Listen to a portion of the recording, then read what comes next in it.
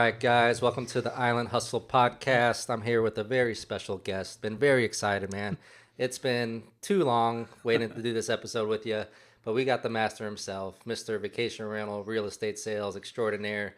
He's here to talk with us today about how to operate vacation rentals, some of the nuance, some of the pros, cons, pitfalls, and everything in between, because we come across this in our industry basically almost every day.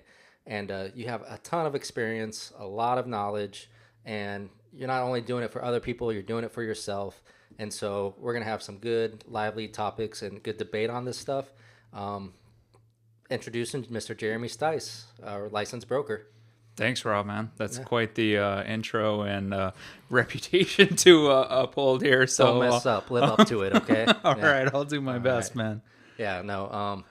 Let's jump into it, man, because I don't know about you, but we sit open houses a lot, licensed broker as well, do a lot in sales. We've sold a lot of product involved with vacation rental condos, whether it be on the south side, west side of here on the beautiful island of Maui. Mm-hmm. But it operates in such a unique manner. And so when we're doing open houses, we get a lot of visitors from the mainland, coastal, Canada, Texas, anywhere, what have you. But one of the first questions are, what is this? What am I getting myself into? What are the rules of the road?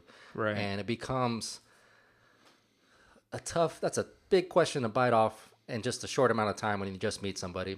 Sure. So I want to have this large abstract conversation. It'll probably go for about an hour, but this way we can just kind of tell somebody, hey, watch the podcast, watch this episode. Yeah. You'll go from stage 1 to stage 5 really quick. Right. And everything that we talk about are definitely guidelines. Like Sure. None of this is, take it to the bank kind of stuff. We're not financial advisors. We don't have our SEC Sure. license or anything like that. Yeah. But we practice what we preach. Mm-hmm. We know the art form of it, and we definitely know how to help somebody, A, get the best deal in today's market, Yeah. and B, how to maximize their rate of return on the rental income side. Sure. Right. And to ensure the proper maintenance of the property from an, ongoing standpoint as well. Yeah. So everything in between client management as far as customer satisfaction, Yeah. the acquisition from should we buy a condo that has a little bit more wear and tear and flip it and get Right. it prepped for Sure. a market like that? Or are you better off buying something turnkey? Yeah. Are you better off buying oceanfront, 1 bedroom versus 2 bedroom, ground Yeah. floor versus top floor? We get all of those questions. And a lot of my answer to it is it depends. Yeah, for sure. It really is subjective. Yeah. Right. But we're going to try and break this down as objectively as possible. Okay. So I guess let's just scale it back. You're pretty new to the island. You're a buyer. You're looking obviously some little bit of lifestyle and some sort of a vehicle to supplement the overhead while you're traveling to Maui. You don't want to just waste a lot of money on hotels Sure. or pay somebody else's mortgage. Right. What would be your just number one thing up front that you would want somebody to know or begin a conversation in that manner? Well, it first of all starts with zoning, first of all, whether or not the condominium itself is zoned for vacation rentals or if it's a residential condominium. Break down what the difference is for our viewers, because there's a huge difference. And that is the number, yeah, that's a good that's question. the number one distinction, right? So, anything that can be rented less than, 180 days or less is considered, a vacation rental type condominium. Anything that doesn't allow rentals less than that is considered a residential condominium. And then within those subset of parameters, individual HOAs will have, say, more strict parameters on, maybe it's got to be 30 days or more. And so there's that extra layer of regulation that you need to be adhere to. So, that you really got to start there and make sure if that's your goal to rent the property out on a short-term basis, that one, you can do it legally. Yeah. Okay. All right. So Jeremy, I'm a buyer. My budget is about $500,000. I want a 2-bedroom and I want it to be vacation rentable. Yeah. And the reason why is because I want to be able to travel here and block off some dates. Sure. Vacation in my unit and then rent it out on a nightly basis. Right. All right. So now we've analyzed that, figured that out. You can cross off 50% of the inventory because some of it's going to be long-term rentable only. Yeah. All right. Let's not look at that, Mr. Buyer. here's a list of product that I have for you. It's all vacation rentable, all, allow for nightly rentals. Yeah.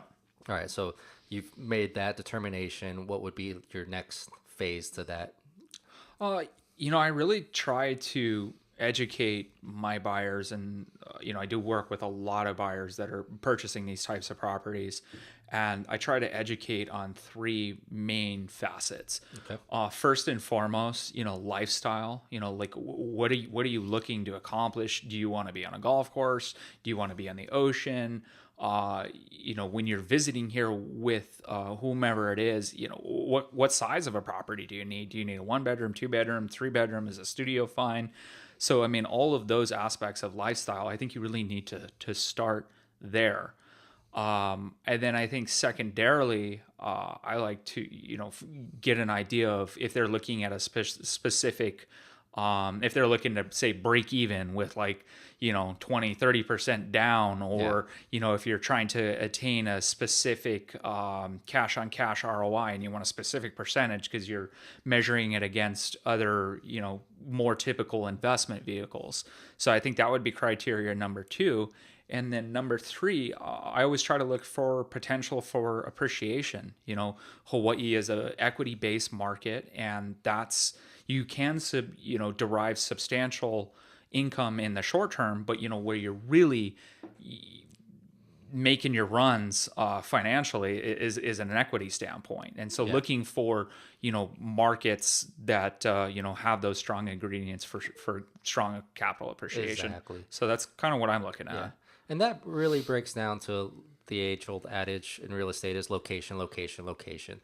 This is a small island, but you need to know where to focus the best bang for the buck as far as, all right, am I paying a premium for oceanfront, but is that okay because the second and third buyer in are willing to pay that premium and then some due to scarcity for your oceanfront? Yeah. Versus sometimes, hey, I might be across the street, but this complex might have been built 5 years ago. It's newer, it's shinier. I'll run with that for 5 years and then sell it when it starts to lose its shine a little bit. Right. And everything in between, such as pools, amenities, gyms, that lifestyle aspect where people kind of fall in love with the curb appeal. Yeah.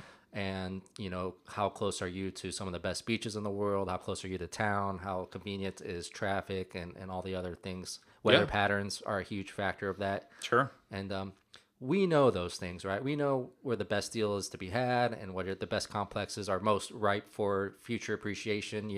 Anything can happen in this market, but odds are this complex over here should just operate better than this complex over here in an up or down market. Well, right. I mean, history repeats itself. So, I mean, when you have a longer standing project or neighborhood or something like that, I mean, you can look at market trends throughout the course of the year. With new development, I mean, in many instances, that's kind of setting a new bar. And, there's a little more speculation involved there. Correct. However, I mean, I think it's hard to look at any new development real estate in Maui and probably even Hawaii as a whole that those purchasers who got in originally have done pretty well on their investments. Yeah. Maybe the exception being the bubble burst. Yeah, exactly. Yeah. I mean, you're buying a new development project in 05 to 05 to 07. You took your licking, but the rubber band, as you can kind of see in charts, snapped back faster than projects that might have been built in the 80s, 90s. Oh, completely. I mean, who doesn't want the newest and shiny toy on the block? Well, especially on an island that's incredibly hard to develop on. Correct. Short-term vacation rental condos. I don't know if there's anything on the map right now for the island as a whole. There's a few little pockets of stuff, boutique stuff, like an add-on to like a Honokai. But an oceanfront condo complex vacation rental. Yeah, it's pretty rare. I mean, off the top of my head, you mentioned Honokai, and there's the Luana Enclave coming on with 72 fee simple 3-bedroom units, starting construction early next year. But other than that, you mentioned that level of government. There's with a select with limited inventory here, and people wanting places to live here on a long-term basis, there's not exactly a lot of political motivation. Yeah, motivation, exactly, to go develop a lot more short-term. Exactly. You're a little bit in an affordable housing crisis, and Sure. so that's where policy is being, the energy is put into those types of departments and those Yeah. type of plans, and building estates or income or entry level Right. residential properties. Well, and the other side of that is that the existing short-term projects that are here already. I mean, they're Yeah. not building more of it. I mean, what does that tell you? Limited supply, Exactly. very strong demand. Exactly. Yeah. Yeah, they're not building to keep up with growth. Sure. And so your economic woes come from a different place. Whereas typically on the mainland, take a Las Vegas market, for instance, is construction comes in during really healthy booming markets and they build out on the outskirts. And when there's a crash, now you have saturated inventory, and then there's that rubber band effect, and people start going back to where the value spots are closer to the city. Right. With Maui, it's not so much an inventory crisis because developers have come in. There might be a economic crisis as far as the downturn, recession. Sure. And so people start dumping their toys, or travel starts to kind of drop off. Right. Maybe there's something going on with the airlines, or just wars or things of that nature. Lending regulations. Exactly. Right. I mean, that's huge. Yeah. I mean, that's where we kind of see these ups and downs, and a few things in between, of course. yeah. But it's pretty relatively straightforward. The inventory that you're dealing with, Yeah. and it's a little bit easier to project for any new kids on the block coming down 5 years down from the road, Right. and be able to, all right, this is my baseline, here's my criteria. Yeah. Can you help me out, Jeremy? This is what I want. And Right. then us going to them and saying, all right, this is the reality. Reality is, if you want to put down 20% and break even, I can't really help you. Yeah. It's pretty tough. Yeah. Yeah. And Well, that's just the rules. Well, and furthermore, on that note, because a lot of the vacation rentals here are classified as a condotel, which generally speaking is that if there is a front desk rental entity operating on site there, the vast majority of the time it's classified as a condotel, Yes. which the lenders are far more stringent on. They're actually going to be looking at, typically speaking, 30% down or more. In some select instances, 25%, but those are select. And then they're going to want to see additional cash reserves in the bank and those sorts of things. So, I mean, it's a very highly scrutinized loan. It takes longer, much longer, probably twice the length as you would on a normal residential loan. Right. Yeah, it can. Yeah. And, there's only select lenders that will do them. Exactly. And typically, I mean, fortunately, we get a lot of questions, what are the rates like on these sorts of things? And fortunately, there's not too much of a premium on these loans. It's just a matter of whether or not you qualify for them. Yeah. Right.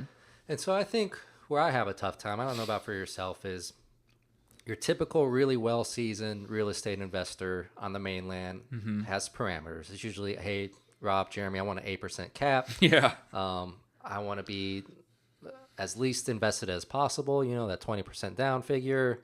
I'm all about cash return, making this an asset versus a liability, and wherever the chips fall where they may, just rental income. Yeah. And that's not a bad mindset. Sure. It just doesn't equate as well to Maui real estate. It's a little bit more night and day. Yeah. And I wish it was that way. And I'm never going to preach speculation. I'm going to educate you as best as possible. And then it'll become apparent in time. Right. All right, historically trends on this complex are doing better, and I'm buying into a brand. Right.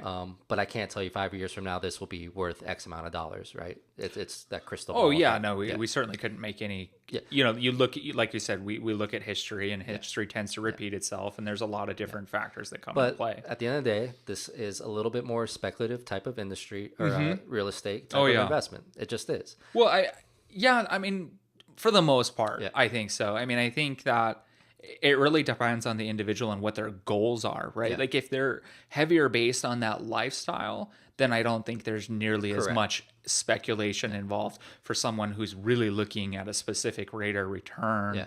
Or But I don't want to say it's speculative in the nature of, hey, I'm just worried about appreciation.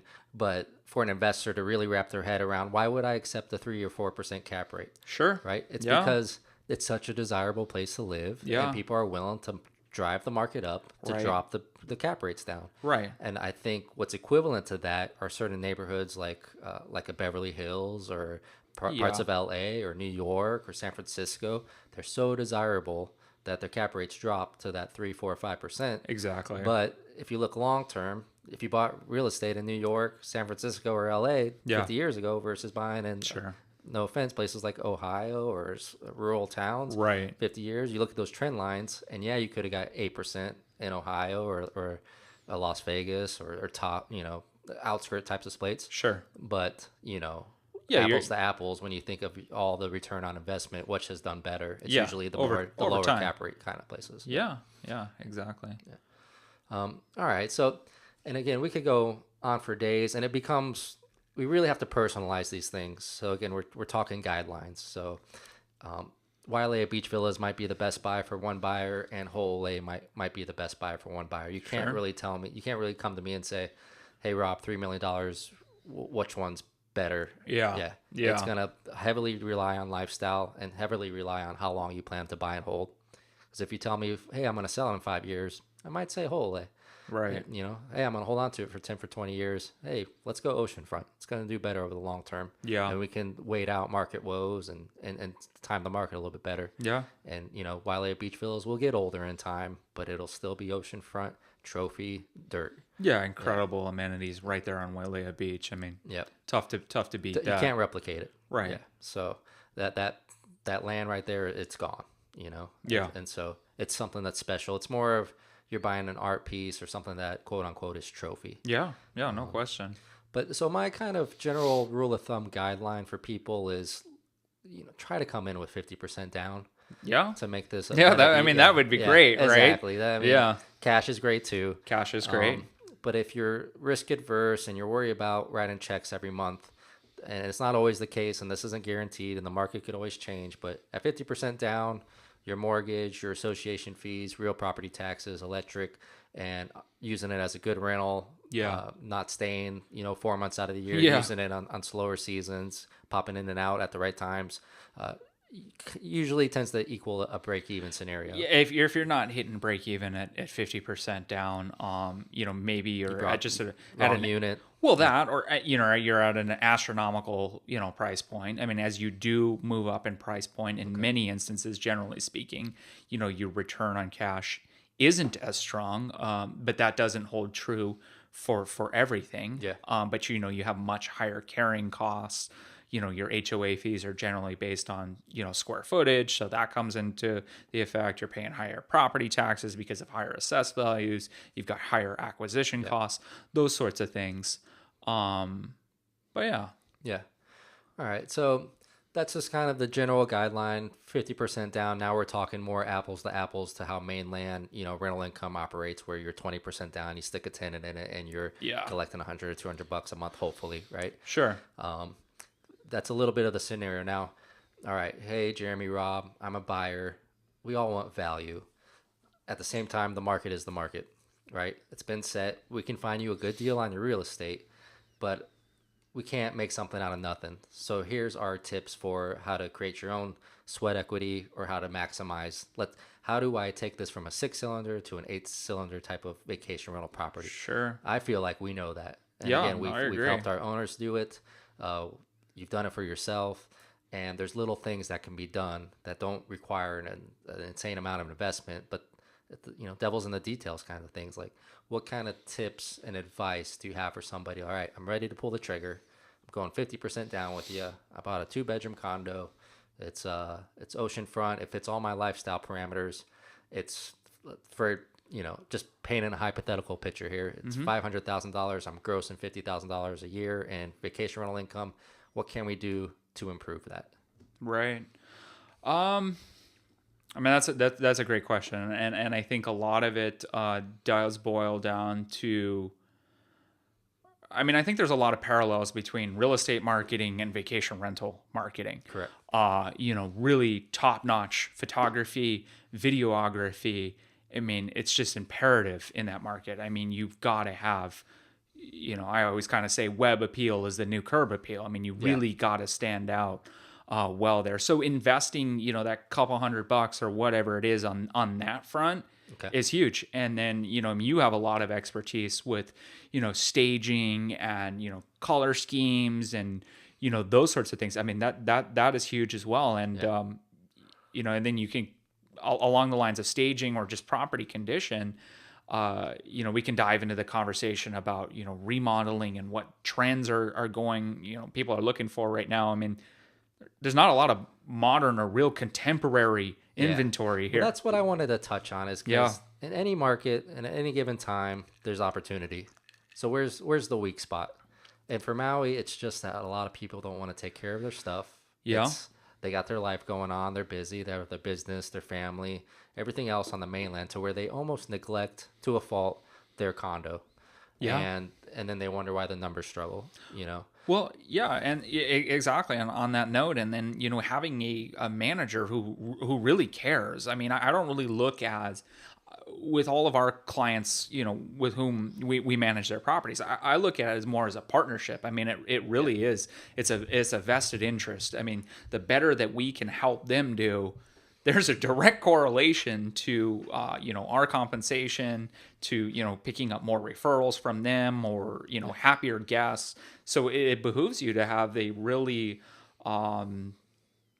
synergistic relationship with whomever you're choosing to work. Yeah. You're in essence, you're kind of buying a little mini hotel. Sure, absolutely, business, no question. And if you don't want to be the hotel manager, your property manager is the hotel manager, or in some sort of in-between partnership. Yeah. 50, as much as you want to be involved. But if you give me the keys to the car and you say, how do we make guest experience a 5-star? How do we keep cleaning 5-star? I mean, across the board, as if you ran a hotel. Yeah. Concierge, lifestyle, online marketing, presence, good copy, and good branding. Yeah. That can be done. And it really only requires mostly sweat equity and a little bit of check equity on top. Sure. But that's where your property manager is essential. It's just a huge deal. And for Maui, I just feel like this is throwing out a spitball number, but 80% of the inventory is just neglected, and it's the old wicker furniture. Yeah. They don't care what the cleaner does. It's bad reviews. Hey, we checked in. There was ants. There was crumbs. There was this. There was dust. Yeah. And all right, sorry, it's just par for the course. Yeah, you can't have any of that. They're not coming back. Yeah. And they're telling their friends, and then you get a bad review online, and that affects your bottom dollar. It does, yeah. So little things like, hey, how about your property manager goes in after the cleaning, checks it out, make sure it's all fine. Yeah. Give it the white glove service. All right, things are fixed, operating, lights are going, batteries are good. Right. Everything across the board is just a tight ran ship. And then all of a sudden there's some forward momentum, another good review. Well, and then and on that note, I mean, just confirmation process, like you said, you're running a little basic hotel. I mean, we always usually give our guests a day or two to settle in, but then there's always a follow up with them, to confirm that everything is to or exceeding their expectations. Exactly. So that when you get that constructive feedback, because there sometimes there's variables that are simply out of your control, no matter how good of a job you've done preparing. 100%. Stuff's going to happen. Yep. So taking care of that proactively and making sure you're dealing with it in the proper way, so when it becomes time to get that review, it's a 5-star raving review. And that not only helps your gross rental income tangibly, it also is going to help your resale value. So these two things work in concert, and it kind of boggles my mind that more people don't pay attention to that. They let their rental just kind of fall to the wayside. They put it on market. Hey, why am I not getting top dollar for it? Yeah. Well, you haven't prepped your business or your brand. It's at a C. We could have spent the last year making it an A. So if you're thinking about going on market, here's how we tighten the ship. Yeah. Let's get the vacancy strong. Yeah. Let's get what people want, amenities like we're doing iPads now. Yeah. The guest greeting cards, custom touches, exactly. Anniversary, birthday, whatever it is, and then you stick out like a sore thumb. So all that to say is there is opportunity to add value on your buy side, on your operating the vacation rental side, and then when you go to sell side. Yeah. All three of those are, all right, I'm getting a little bit under market value. Yeah. I'm putting in the sweat equity to build the brand. And then I'm getting the premium on the back end when I go to sell, because somebody's going to want to buy that business without having to do the work that I just did.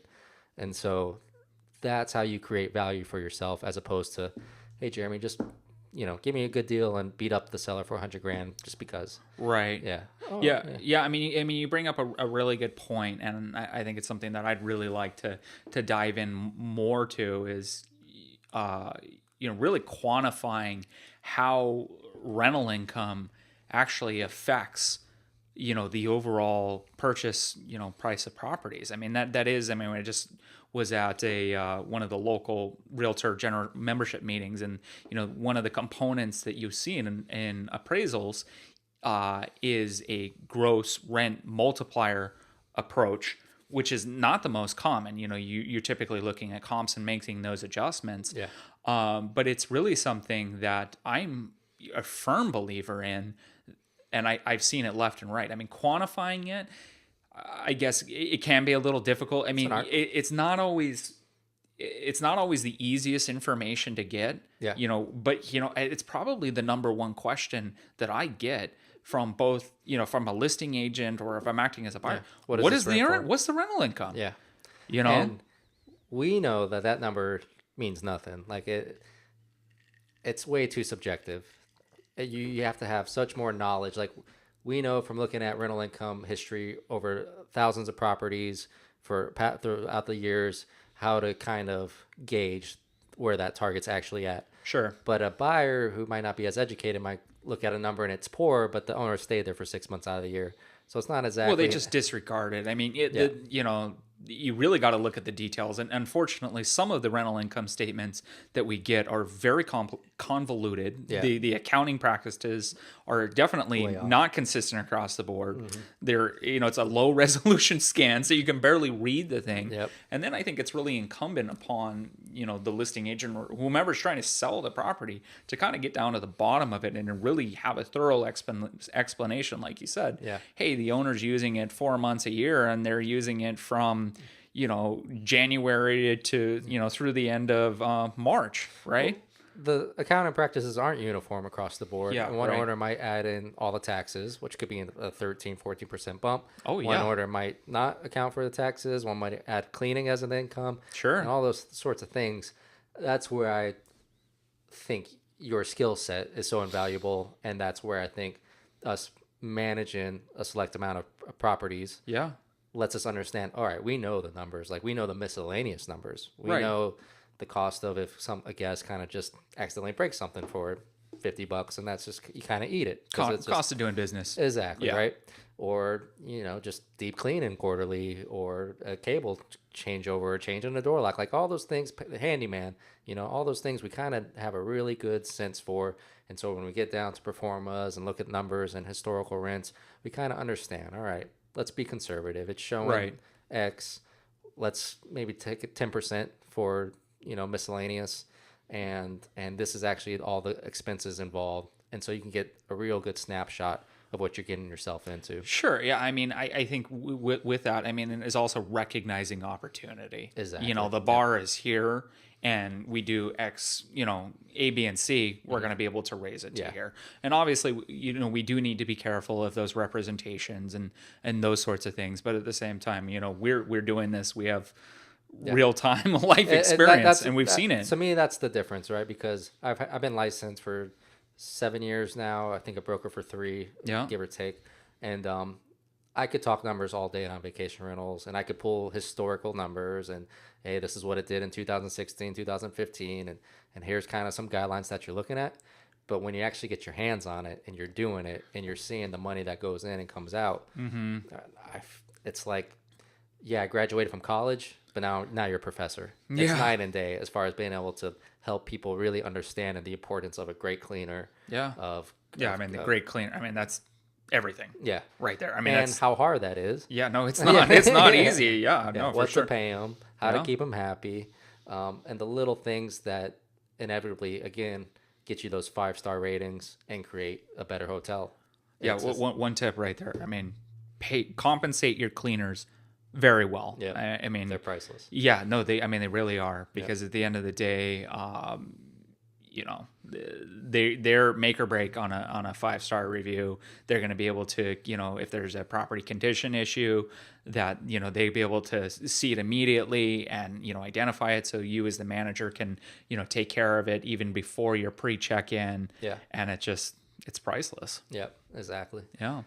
So it really does intertwine with people. We have to ask a lot of questions. Yeah. And so, like, we apologize in advance. Like, I know you want, hey, where's the best deal? What can I offer? Let's get it going. We'll gross this, and everything will be hunky dory. Yeah, unfortunately, we need to interrogate you for a little while, right? I mean, it's really out of your personal best interest to find what's best for you. And, and we do come across people that, time is money. They're busy. Sure. It's hard for them to really want to get that deep into it. Yeah. And hey, give me the keys. Again, I'll run with this all the way as best as I can. You'll be the best property manager you could ever hire. But if you want to be involved and really understand it, we're gonna have to go out to dinner and really talk this out. Yeah. And there's plenty of, we learn from our failures, our mistakes, and there's just experience there. That's kind of relaying that to them. And then from there, it's kind of the client having to let go and trust a little bit, because it's not their backyard. Doesn't operate like mainland real estate. Yeah. So it is a little bit of stepping into the unknown. And then you prove yourself, a year or two goes by, and then they really understand. They get excited about the next project. And they're ready to buy another one. Yeah, exactly. Yeah, fortunately. Yeah. I mean, if they're in a financial position to do so, and you're doing a great job. I mean, I've had that. We both had that happen numerous times. Yeah. All right. So now let's debate if you are gonna. And I know the answer is gonna be it depends, but trying to decipher between what's better, buying a total gut job and remodeling it versus buying a turnkey type of property.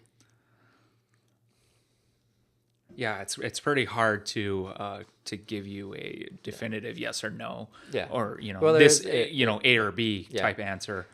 It depends, of course. Sure. Here's some of my variables on whether we're taking a left turn or a right turn. Yeah. I personally would rather have a total gut job project in a very desirable location. Oh yeah. Versus a turnkey property and not so desirable location. Oh no, yeah, no question. I mean, and obviously, price overcomes all objections. So you can say, well, yeah, if you get it at this price, sure, okay, you're ahead of the game there. Yeah. But all things considered, say they're priced right, fair market value, you're better off better location. Do the remodel. And not only are you doing a remodel and hopefully injecting some initial equity into the property, but now you know how to remodel it to what the guests are going to see online and want, and you stick out from the rest of the building. Right. And now you're going from 70% occupancy to 85% occupancy or whatever have you. Yeah, I mean, there's no question you're going to pay a strong premium on something that has already been good location and turkey. Well, yeah, I mean, or just all things other the same other than interior condition. I mean, just for something that has been remodeled and done well, I mean, you're probably going to pay the cost of that plus, I mean, I don't know, 20%, something like that. And there's value to that because trust me, it's not that much fun going through all the hard work. Well, I mean, it really depends, on what you want to do. I mean, I helped a young couple earlier this year from California that, had a skill set in buying and remodeling properties in California, and they were looking to park some money here, and they reached out to me off of my blog, and we started the conversation and started looking at various opportunities, and that's exactly what they found. They actually found this particular property, and it was a direct beachfront location right on Kahana Bay, and just corner location, 8th floor, just unobstructed ocean views looking right at Molokai. But I mean, it was hideous. I mean, it was really like orange, pink shag carpet, hideous. It was bad. Yep. But they got it. I helped to get them at Obviously a very good deal. Price. Exactly. Very good price. Yep. Found a seller that really just wanted out of there. Yeah. Older gentleman that just was ready to let it go, and so they bought it really well and were very, very efficient in the way that they remodeled the property. He did find a local contractor, but then he also flew out here and spent a week and did stuff like painting and things that he was comfortable doing, and just really turned out a real more contemporary, modern looking product.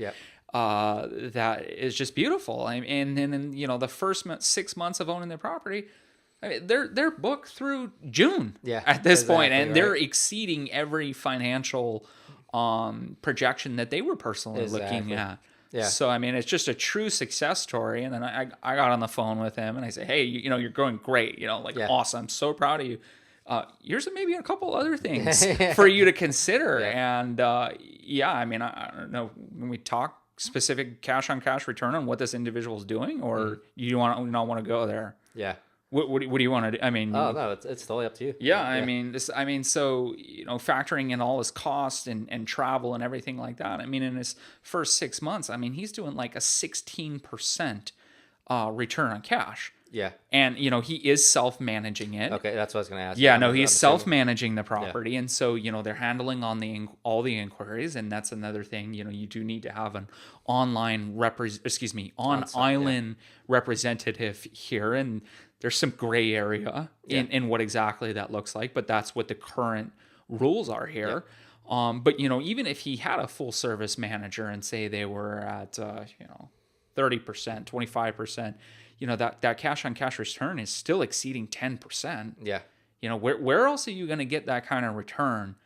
And, I think I think they're going to be sitting very pretty in, 3 to 5 years from an equity. I think they have instant equity, to tell you the truth. Well, if you fit that box and you're willing to do the sweat equity and the hard work, you just leapfrog everybody else. Because most people just kind of want to show up there. It's a vacation, it's toy.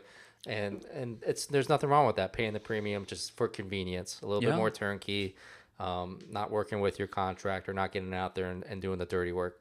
I think we're finding a new generation who is way more hands-on and has all this access to information online on how to do smart design as opposed to just getting nuts on stuff. But you came up with a really good blog post called, there's something to the essence of, if you're looking for a part-time job, why not? Earn a part-time job in Hawaii by purchasing a vacation rental. So, I mean, that's my dream. I want to build this stuff up. I believe you got one for yourself as far as... Yes. And so I want to have like 5 in the next 10 years. Agreed. Because they're all little part-time jobs for you. Yeah. And they're all fun, and they're your babies, and you're creating something. You know the skill set, and you know where you're headed, and you know what you're working with as far as trying to budget. Yeah. It's a really systematized business, really top to bottom, and laying out a solid plan and putting it forth and enacting it. And then there's variables that come into play, and you'll learn that some things work better than others, and then you make that tweak in your system. But it's very repeatable. Exactly. It's a model that you can scale out. Another part of my advice is to try to not lifestyle it out too much. Again, to each his own. If you just want something for yourself and you don't care about... You mean like polarization with personal touches? Exactly. You're spending, $30 grand on a countertop when you could have spent 10 grand and it looked almost just as nice. Yeah. Or, it's just that age-old adage. And that pertains to real estate too. Like, you can buy a $20,000 gold chandelier, but I can't put $20,000 on the list price. I'm just sorry. It's just... Right. You're not going to get a enjoy direct it return. as much as you want. Yeah. But... for that type of person who wants the part-time job, if they can be really smart and understand where to find the deals, and that's where our expertise comes in too. Yeah. Because we know where to shop. We know how to get things online, as mattresses and furniture. And relationships, it is. Good relationships with who's tried and true contractor. Yeah. And a good contractor is busy. They don't want to just work with anybody. Like, you need them more than they need you at the end of the day. And be willing to compensate them for what they're worth. Yeah. I mean, if somebody's going to do a good job, keep them happy. Just like a cleaner. Yeah. 100%. And you're going to want them on round 2 and round 3, and you want them to be like family. Yeah, exactly. Treat them well. And when it comes time for that next project, or, you need some help, then, it's that relationship is amicable. You can pick up the phone and make it happen. Yeah. It's too expensive to get with a bad contractor. Yeah. From the headache perspective, time perspective, and just how much you're going to pay in the long run. Exactly. All right. So we're getting down to all of that. I'm trying to think what the next question for a potential buyer would be. What would be? All right. Let's go into just the fear factor, because you are jumping into the unknown, and it's hard to decipher all this information. You got condo docs to read, you got rules and regulations. Yeah. You got fear of, you watch the news. Oh my gosh, this, oh my gosh, that. I kind of have what I preach on this a little bit, but what are some of the things like to just set expectations and get you over the hump as far as operating too much out of fear? Obviously, you want to be skeptical and you want to do all your due diligence and you want to be analytical and you want to be prepared. But what's your kind of number one thing to say? All right, listen, I heard all your objections. I understand where you're coming from, but I think really just kind of breaking it down piece by piece and just, educating on, what is, what the actually the facts are. I mean, you talked about condo docs and due diligence and all those sorts of things, and home inspections. I mean, all of that due diligence is integral, and you do need to read those condominium docs. I mean, we read those as well. Really reading the minutes and looking for, pending special assessment. I was going to say special assessment coming up. Yeah, improvements. But having our ear to the ground as far as like we know, like, hey, this is what I heard about the roof of this complex. Sure. It's faulty. Or this is what I heard about the piping. Like, they're going to have to replace it pretty soon. Like, yeah. Well, I think that comes down to, you want to work with somebody that knows what they're doing. I mean, we're worth our weight in gold. I mean, unfortunately, there's a lot of individuals who are in this practice that, I can't say the same thing about, but there are a lot of very competent individuals. Yeah, I mean, it's a bit daunting, right? Yeah. I mean, because, most of our clientele primarily are on the West Coast, so they're at a minimum 3,000 miles away. I've actually got a lot of clients from Texas for whatever reason. Yeah. We do have some clients from the East Coast as well. So, I mean, having someone, you trust that's really representing you and being your advocate and putting your interest, at the forefront, I think is the most important thing, especially on the acquisition side. And, and then on the management, I mean, really finding that strong fit. Yeah. Because I mean, something happens, you're not going to be able to do anything about it. You're relying on your manager to protect protect your investment, and sizable investment. Yeah, and in many instances, multi-million-dollar investments. Yep. So, and then something I kind of wanted to touch on. There's a lot of different sort of management type situations. Yeah. Many complexes will have, front desk operators and entities and those sorts of things. And then there's not a whole lot of complexes that will restrict independent operators, like we do. Yeah. But there are some complexes that do that. Yep. And then there's a number of individuals who self-manage. Yeah. With an on-island representative. And I think you really need to go through the pros and cons. And I try to educate all of my clients, just being very clear of what the pros and cons in each one of those situations. I do find a common misconception, though, that in order to have a sort of a one-stop shop or a manager who's going to take care of it, you've got to rent with the front desk entity. Yeah. And this is a little self-interest promotion or whatever you want to call it, but it's a fact. There are many independent companies, licensed brokerages here in Maui and the state of Hawaii that are doing the same job of those front desks, in many instances doing a better job than them in many different respects. And a lot of times, financially, they're substantially less. Yeah. Right? Well, I mean, your net return is... It's the Uber effect. It's the exact same thing, right? Do you want to pay the premium for the taxi company because they own all the inventory? Right. Or do you allow the Uber to come in at a way more convenient, way more tech savvy? And at the end of the day, you're having a better experience at a lower cost. It's just the nature of the business. I mean, the hotel business. Well, the internet changed. Exactly. We're catching up to that. Everything. Yeah. I mean, it really, in the vacation rental business, I wouldn't want to be one of the big hotel companies. Yeah, right exactly, now. Right? I mean, it's such a disruption. It is. Yeah. It's a major disruption. Given our market, Our market, I can't really speak to many other markets. Yeah. Just the number on tourism, if you kind of look at it year over year and the trend lines and how Hawaii in general is just such a desirable tourist destination on an international level. And I don't see it going out of style anytime soon. No, neither do I. I mean, it's a beautiful place. It's paradise. Right? Yeah, I mean, it's unreal. I mean, you are in the United States, so I mean that brings certain things to the factor. I mean, the weather. I mean, in terms of violent storms, and unfortunately, we've seen, some really terrible really storms in the Gulf, Yep. that have caused, vast devastation. Yep. But knock on wood, I mean, Hawaii is just a very special it's place. Just positioned in this very unique manner where Yeah. you're protected by Big Island, the Haleakala Mountains, Sure. West Maui Mountains, and other outer islands. It's just, it truly is this unique paradise. And, if you're buying a stock, you got something that's a little bit more tried and true, like a Coca-Cola or Johnson Company or things of that nature. It's just has a reputation over the last 60, 70 years of being top of mind. Like, who doesn't want to take a vacation to Hawaii? It's or Maui. Exactly, I mean, it's right? just like Maui. I mean, that's definitely in the forefront of a lot of people's minds.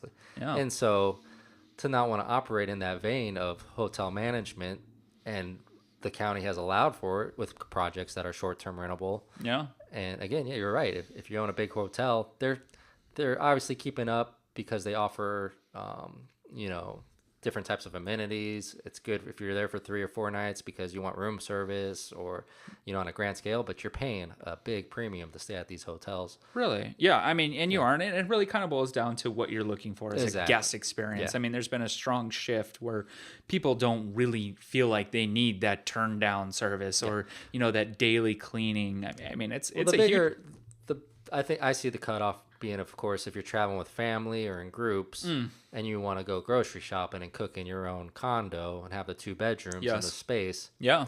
All right, now it really starts becoming economical. But I'm a Four Seasons snob too, and sure. I mean, who doesn't? Exactly. Yeah. And I'll mix it up there. Yeah. But the Airbnb and the VRBO and the Booking and all those other outlets. The HawaiiLife.com. Great, beautiful plug. Vacations.hawaiilife.com. Exactly. Just the fact that they're able to build this a hotel that doesn't have boundaries, a hotel that exists all the way up and down the west side and all the way up and down the south side. Yeah. And here's our inventory, and it's not exclusive to just one building. Right. And there's a certain criteria and standard that we always want to meet for all of our guests. Sure. It's just, there's creativity there. And then going back to like some of my tried and true kind of advice to avoid any setbacks is just knowing that it takes some time to sell these properties, potentially. It's not like the mainland where you put it on the market for a week and it's gone, here today, gone tomorrow kind of thing. You do have to line up your selling with high season, typically if you want top there's dollar. definitely some seasonality to it. There's nothing wrong with letting it sit for a year and waiting for the next year, kind of holding firm to your price if that's your play because you got a good rental income in the meantime. What you don't want to do is be stressed to have to sell your asset out here because if it's a downward market or there's economic woe or there's fear in the market, you have to have exit strategy to know I'm going to wait this wave out. Yeah. And if you can do that, just wait out the woes. I didn't have to sell in 2009, 2010. I can sell in a healthy market like today, 15, 16, 17. Yeah. It's just a rule of real estate. Anywhere, just don't over leverage yourself. Right. I mean, it really boils down to location and timing, and I think probably more timing than location. Right? And nobody can predict the marketplace, right? Sure, that's difficult. You just can't, right? So you just play by the rules. Some of the rules are just buy where the wealthy play, and when it's a seller's market, sell. When it's a buyer's market, buy. It's that simple. Now you can't predict when it's going to be a seller or buyer's market, right? But you do have to have some money in the bank to be able to have that power to sell when it's the right time. Yeah, I mean, you also want to be with any new acquisition. You've got to realize that if you do intend to rent the property, I mean, depending on the program, there can be some. It takes a little time to get up and running. Yeah. Right. I mean, I always try to share with all of our clients. At least give us That's like good 6 advice. months. Yeah. Here, right? Like you need forward momentum because people want what they can't have. Yeah. So if they go to your listing and they see a lot of vacancy. Yeah. All right, what's up with this play? Why does it have so many openings on its calendar? But once it starts booking up and there's some forward momentum there, hey, this place is jamming, people must like it, it must be the right price, and then it just kind of builds upon itself. Right, but conversely on that front, if things are booked too far in advance, I think a lot of people are actually leaving a lot of money on the table. Yeah. When you're booked that far in advance, there can be different plays and different strategies and those sorts of things. But you don't want to see gaps a month or two out, But you No, don't yeah, want to see absolutely. But if you're you're booked booked for the year. yeah, if you're booked for the year, you're booked 6-8 months out solidly. You're Too low. yeah, I'm sorry. I mean, 100%. yeah, there's no question that you're leaving money on the table, and there's there's different theories on rate strategies. I mean, I some people have one rate, Yeah. some people have two rates. I mean, personally, our team, we operate 10 to 12 Yeah. rates throughout the course of the year to really Matrix optimize it. Yeah. to optimize the current level supply and demand, and that's where the experience and expertise comes into play. Yeah. And then I know management companies, and then just individuals themselves who are managing on their own, they're just They don't knocking understand, out. Well, yeah, they don't understand. Yeah. Or I know some individuals That really get it. yeah, I Yeah. mean, people that work for Hyatt or whatever it is Yeah. in the past, and they're utilizing that knowledge. I mean, and they're just crushing the marketplace. I was surprised prior to getting into property management how many property managers or independent or on a large scale kind of just set the floor price and structures for season and don't really touch it. They just set it and forget it. And now knowing, because we're diving into rates almost daily, at least weekly, Sure. and kind of keeping an eye on it and seeing what the market's doing, listening to the feedback and adjusting it to avoid vacancy at any cost, give and take. You don't want too much wear and tear, and it kind of depends on the owner. Yeah, for sure. But I've noticed, like, hey, there's really no reason, given that condition as well, the marketing's well, I shouldn't, or in price point, given if it's an entry level type of price point condo, Yeah. I should be at a 70% plus. And Oh yeah, no easy, question. right? Yeah. And if I'm keeping my eye on rates and I'm Yeah. adjusting, as we hit 90 days, 60 days, 30 days out, I should be hitting 85%. Yeah, I mean, and like you said, I mean, there is a seasonality aspect to both, trading on a real estate level here, but also, a Directly vacation. correlates, But, yeah. you really can rent a nice property here year round. Yeah. I mean, you're not gonna rent it out, 100% of the time, Yeah. but you're gonna be able to rent that property at least X amount of days every single month, Yeah. because I mean, that brings back to, Hawaii is just an awesome place. Yeah. In terms of And again, climate this is and given, desirability. like, a healthy, balanced market. Sure. Yeah. Right. Yeah. Exactly. Things will happen, like 9/11 happened. Yeah. Tourism Right. dropped, And yeah.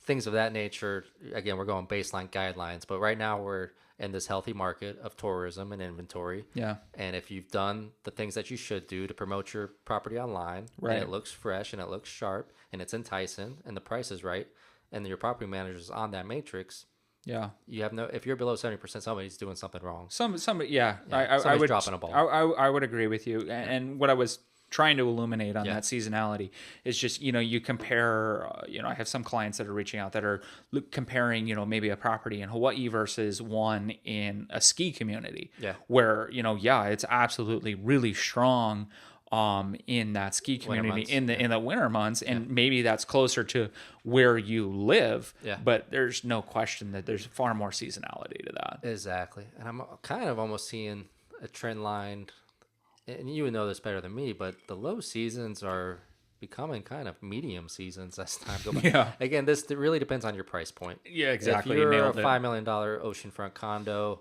it's a different ball game. It's not apples to your entry level, 150 a night to 300 a night. To 5,000 or Yeah, 10,000. exactly, right. Yes. You're not shooting for those high ox.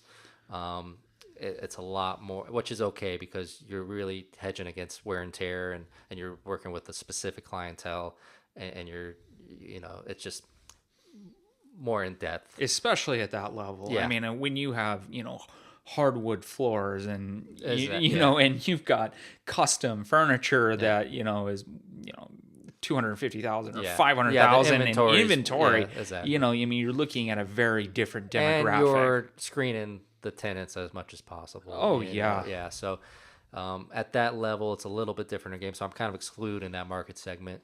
But for the more 200 to 300 a night, nothing really changed. Came May, September, October, with the exception of rates fluctuated a little bit. Sure. 15, 20% Sure. over prime, maybe 30%. Yeah. But it can still be booked. It doesn't just disappear. by any means. People are still traveling here. Well, yeah, I mean, yes, I do agree with you.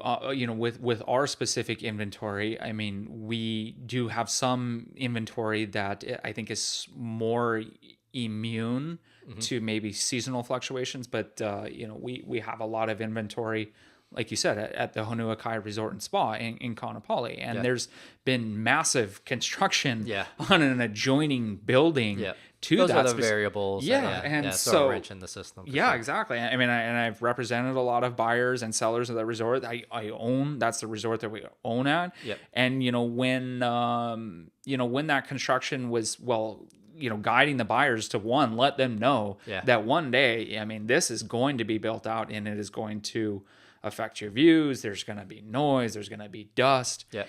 And, when it happened, yeah, I mean, it was significant. And Yeah. the properties took a major hit from a rental standpoint. Yeah. Interesting enough, not really on a equity standpoint.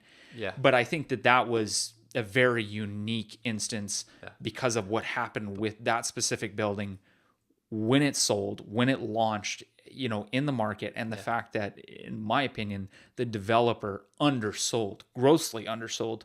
They fire sailed. They fire sailed a lot of the inventory. Yep. So, exactly. yeah.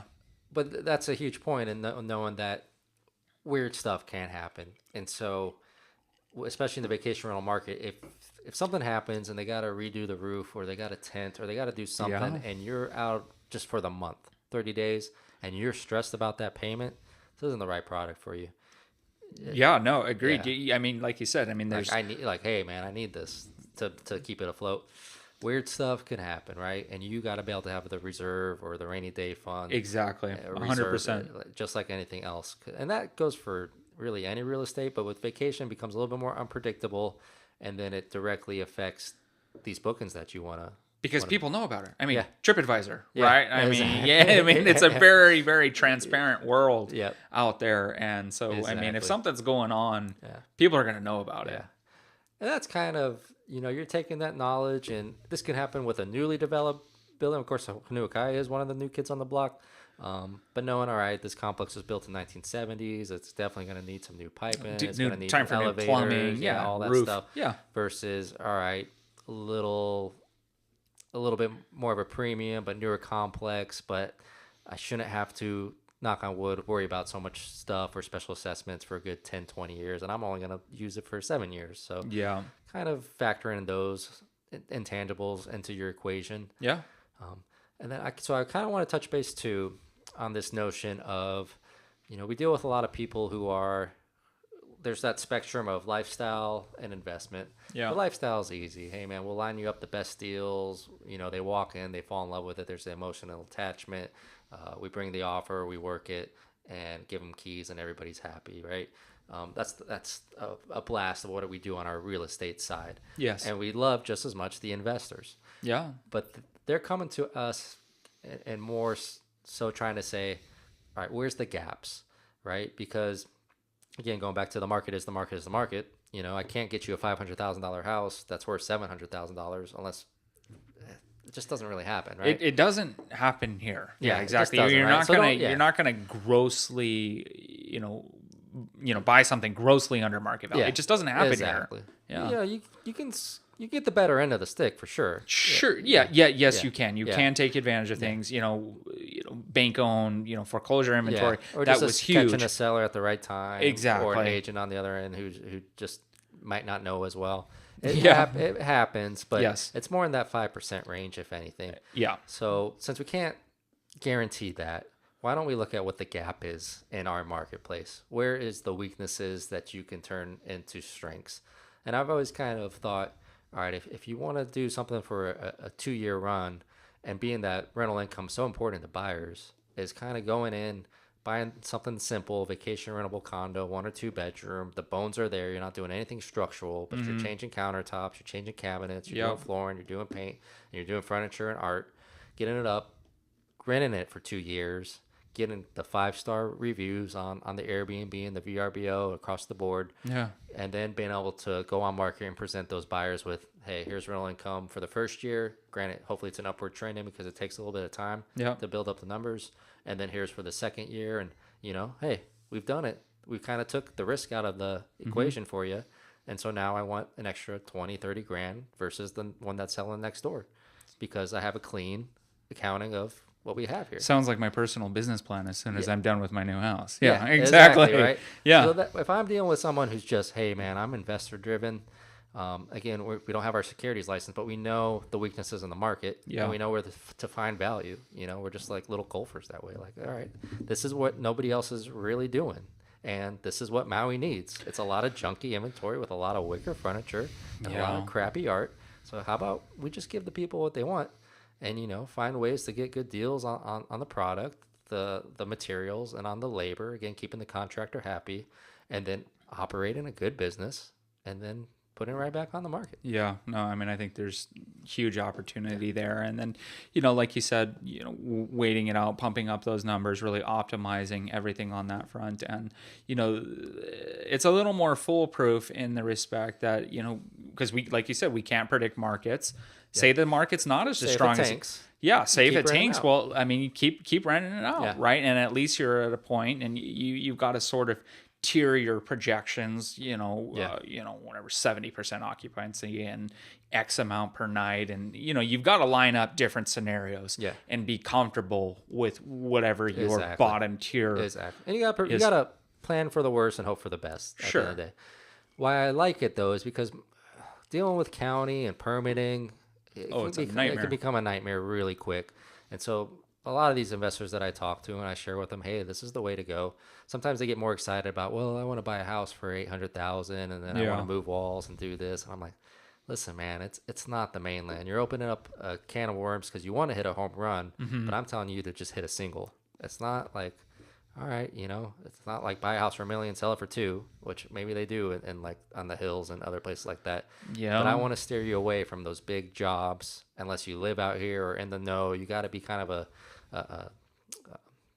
just experience in that world. You got to be really connected with your contractor and know. Well, and just like you said, the government legislation, just the permitting process. It's going to be a 2-year process. Yeah, it's just it's a huge process, and it can be done. And I've had clients that were ready to pull triggers on specific projects like that, and for whatever reason, for a multitude of different reasons, they decided not to do it. Yeah. And I think we both looked back at it. But that was during like flipping season, right? That was when the market was just, 2010 to 2013. Where No, this was actually a little later than that.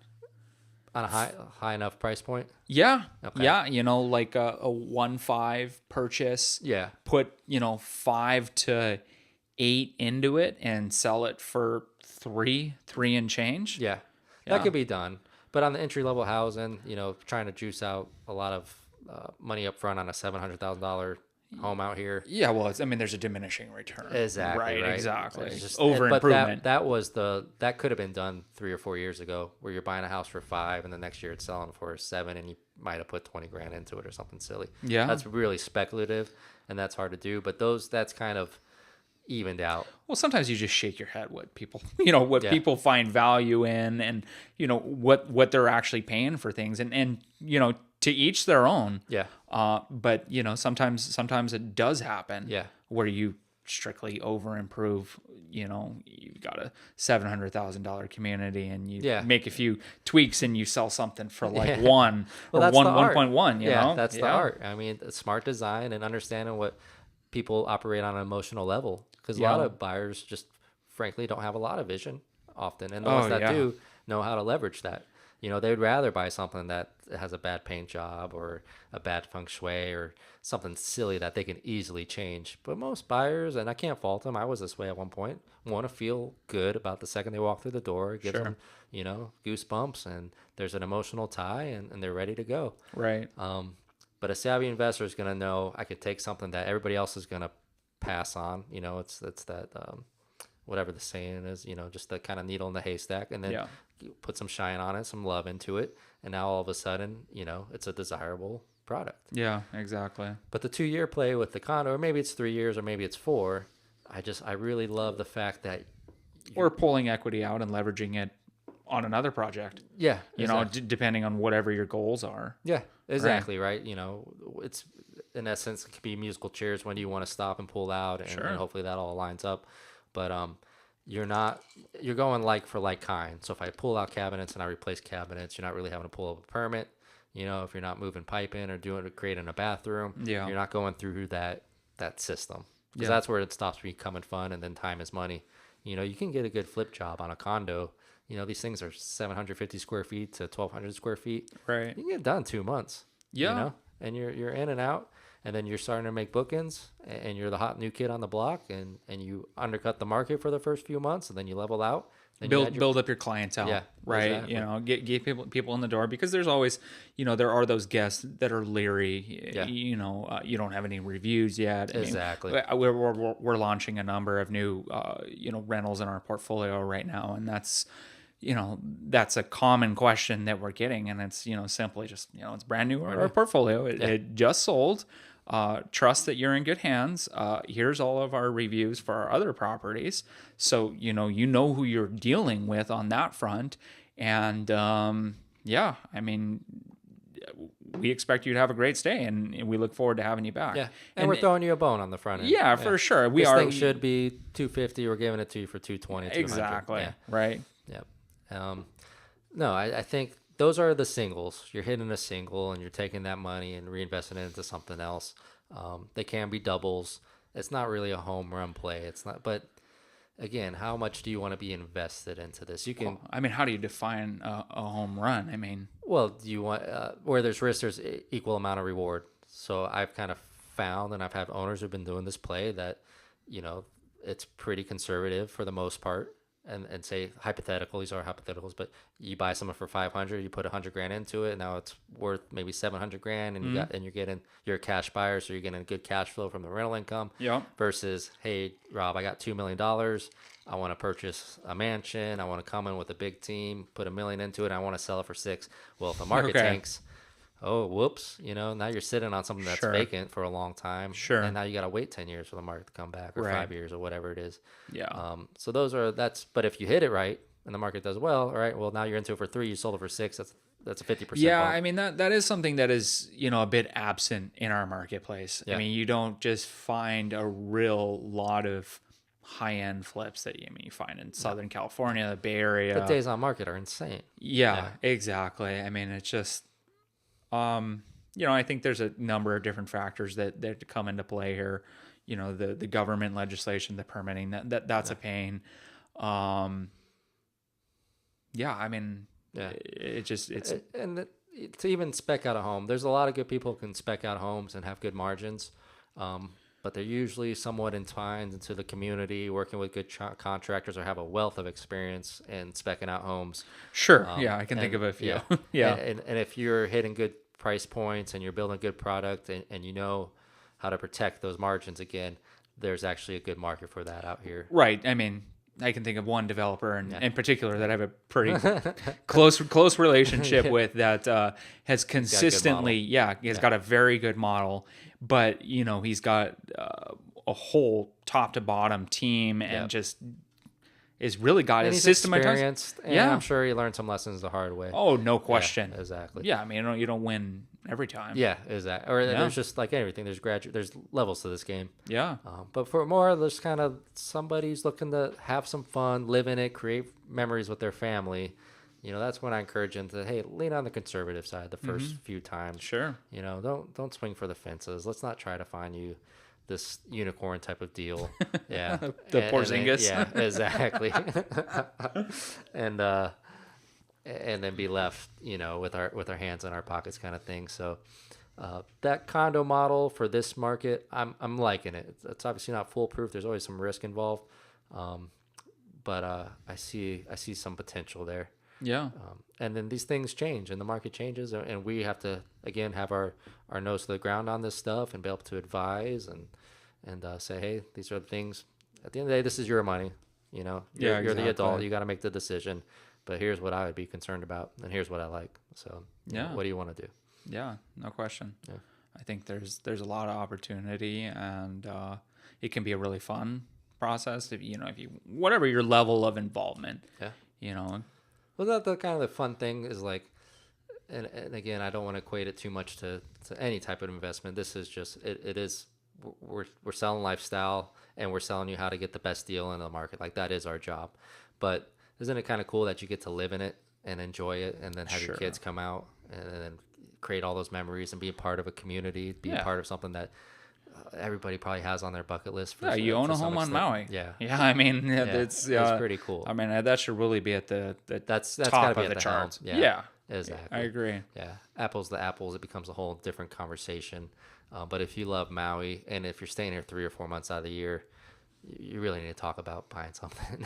I mean, 3 or 4 months. Yeah, for sure. You should definitely be owning something here. It's funny, man. I've seen people come out for the last 10 years who just rent a place for 3 or 4 months out of the year, and they're just, every year they kick themselves in the foot a little bit.